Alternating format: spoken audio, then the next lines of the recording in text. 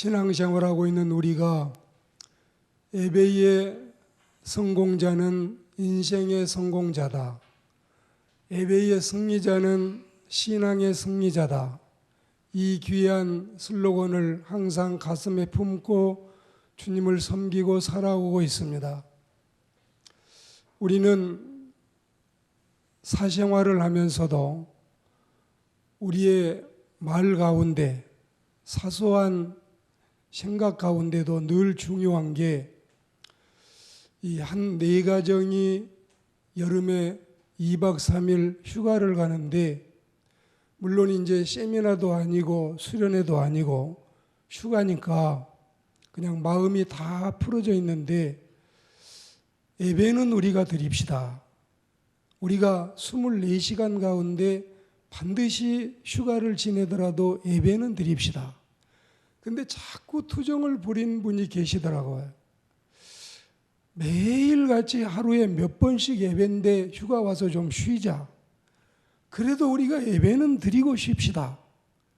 그런데 계속해서 예배 드리는 시간마다 투정하다가 하나님이 그 가을이 되니까 교회를 그분에게서 빼앗으신 걸 보고 굉장히 제가 두려웠습니다.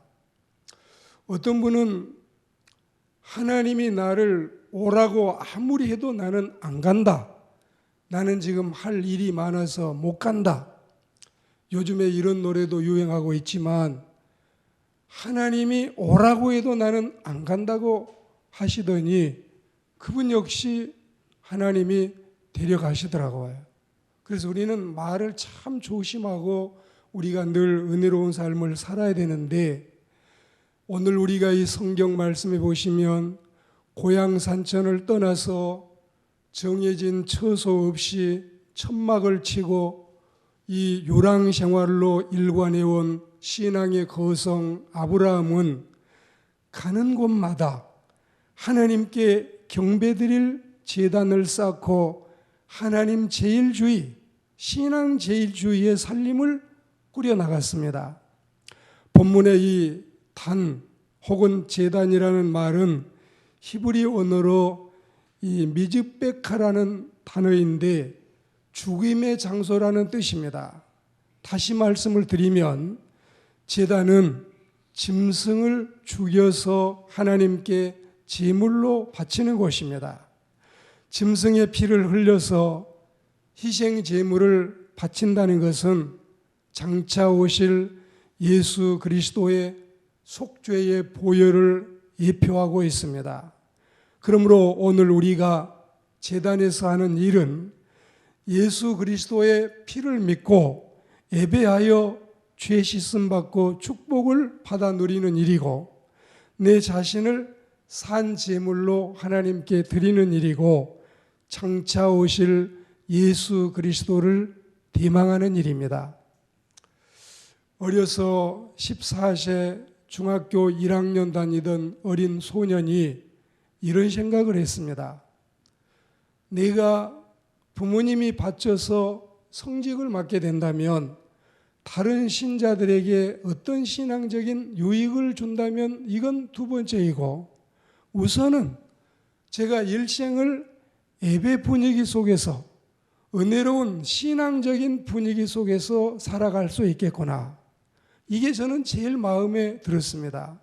다른 분에게도 혹시 제가 일말의 신앙에 어떤 이 도움을 줄 수 있는 것은 차치하고라도 항상 예배를 드리며 살 수 있는, 늘 이렇게 신방하고 상담하고 설교 준비하고 또 책을 읽고 기도하며 예배하는 게 저는 그렇게 좋았어요.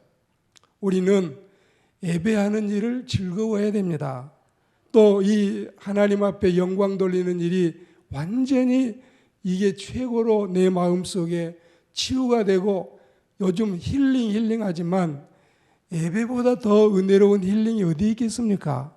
항상 우리는 가정에서 가정 예배, 또 여러분 셀 예배, 또 교회 오시면 소그룹 예배, 또 대그룹 예배, 늘 하나님을 만나서 하나님을 높이고 하나님의 사랑받는 이 예배를 즐거워하고, 이제 우리는 더 이상 예배에 이 무슨 트라우마 같은 것이 있어서는 아니 되고, 예배가 내 생활이 되고 예배가 내 삶이 되는 신앙인이 되기를 주의 이름으로 권면합니다. 오늘 우리가 제단에서 이 예배를 즐거워하자고 말씀을 드리고 있는데, 아브라함이 가는 곳마다 먼저 하나님을 위해서 제단을 쌓고 영광을 돌리며 살듯이 우리의 일상생활도 신앙 중심이 되고 예배 중심이 되고, 이제 오늘 이 3.1절 기념일에 생각하는 것은 이 나라의 과거의 모든 애국애족하는 신앙의 거성들이 다 하나님의 사람들이고 예배의 사람들이고 교회에서 배출해낸 사람이 그러했다는 사실을 생각하십시오. 또 여러분이 민족 지도자 33인 가운데 16명이 하나님을 믿는 신앙인들, 주로 목사님, 장로님들이었습니다. 우리는 이 유관순 처녀가 만세운동을 일으키기 전에도 자기가 살고 있는 광천 이 산에 올라가서 밤을 새워 기도하고 자기 제단에 엎드려 기도하고 예배를 통해서 하나님을 만나고 하나님을 만남으로써 신앙의 담력을 얻고 힘을 얻어서 어른들도 다 하지 못한 그 엄청난 일을 16살 어린 소녀가 해냈다는 사실을 생각하면 정말 여러분 놀랍지 않습니까? 제단을 등한시하고 사는 생활은 하나님을 기쁘시게 드릴 수가 없습니다. 모든 신앙인들은 제단 중심의 사람이었던 것은 이런 이유 때문에 그렇습니다.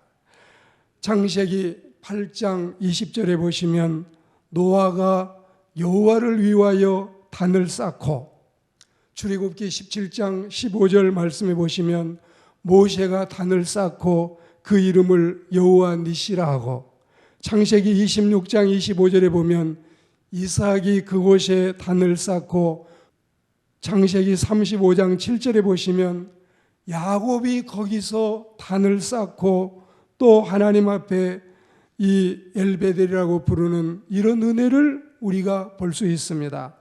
여호수아 10장 30절에 때에 여호수아가 이스라엘의 하나님을 위해서 에바산에 한 단을 쌓고, 계속해서 이분들이 제단을 쌓고 예배하는 모습입니다. 그 외에도 우리는 기드온이나 사무엘이나 다윗이나 엘리야나 솔로몬이 다 이 생활 속에서 자기의 일생을 다 은혜롭게 살아가면서도 예배를 잃지 않는, 예배를 통해서 먼저 주님을 영화롭게 하고 자기의 삶을 하나님의 은총으로 가득 채우는 이런 모습을 볼 수가 있습니다. 그러므로 우리가 하나님을 믿는 자라면 제단이 없는 신앙은 상상을 할 수가 없습니다. 주님이 오시는 날까지 제단에서 기도하고, 제단에서 봉사하고, 제단에서 사랑하고, 제단에서 충성하고, 제단에서 위로받고, 또 여러분 제단에서 상처를 싸매 받고, 제단에서 성령 충만해지고, 제단에서 은혜 받고, 제단에서 복을 받는 하나님의 백성들이 되기를 축복합니다. 교회와 가정, 그리고 가정과 교회, 교회는 가정답게, 가정은 교회답게 내 주의 나라와 주님이 계신 성전과 피 흘려 사신 교회를 늘 사랑하는 고백이 우리에게 있기를 주의 이름으로 권면합니다. 이 교회 위하여 눈물과 기도로 내 생명 다하기까지 늘 봉사하겠다는 마음을 내 마음에 간직하고 사시기를 축복합니다.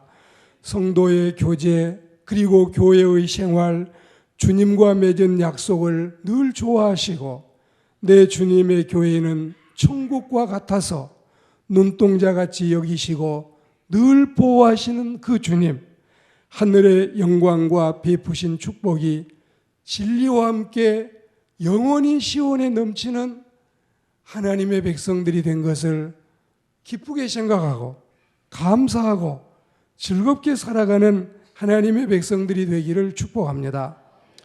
가정 예배를 늘 드리십시오.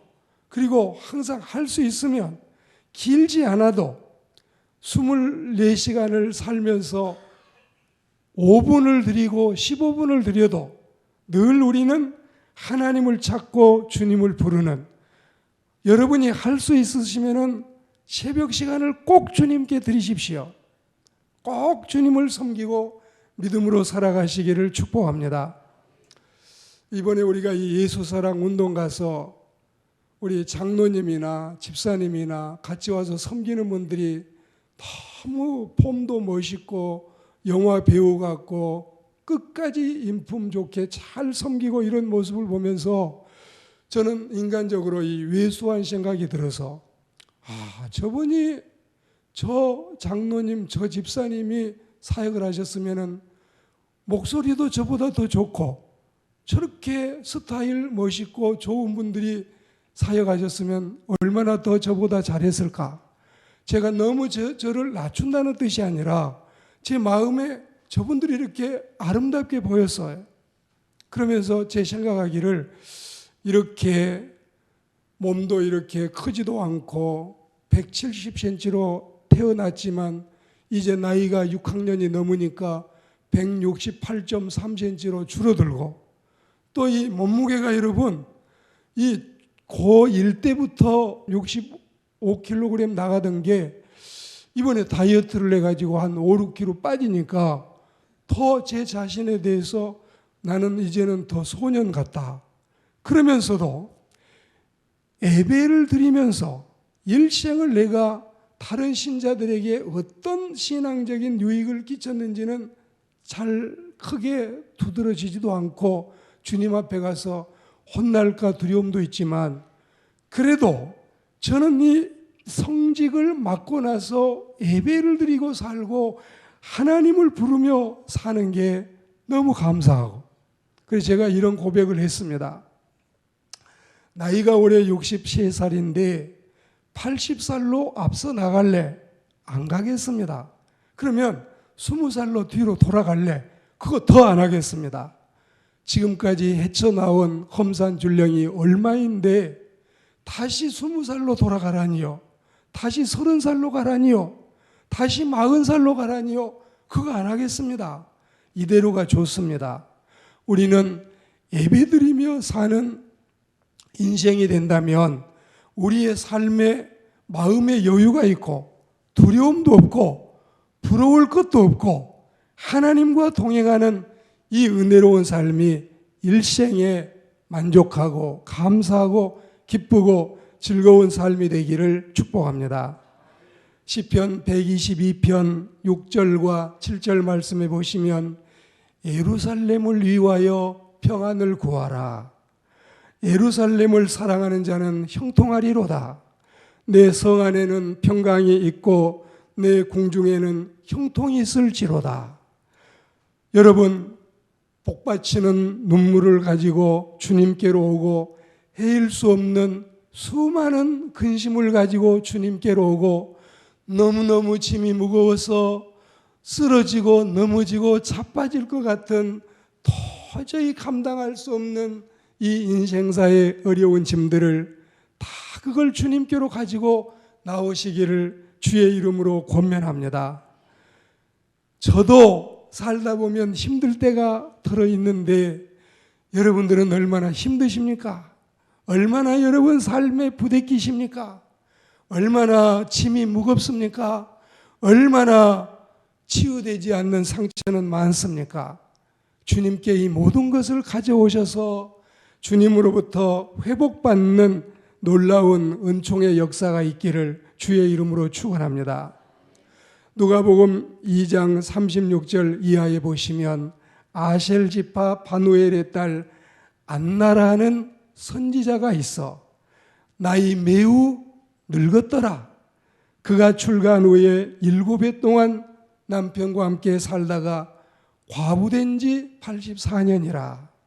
이 사람이 성전을 떠나지 아니하고 주야에 금식하며 기도함으로 주님을 섬기다가 예수님을 만나서 하나님께 감사하고 이제는 죽어도 여한이 없습니다.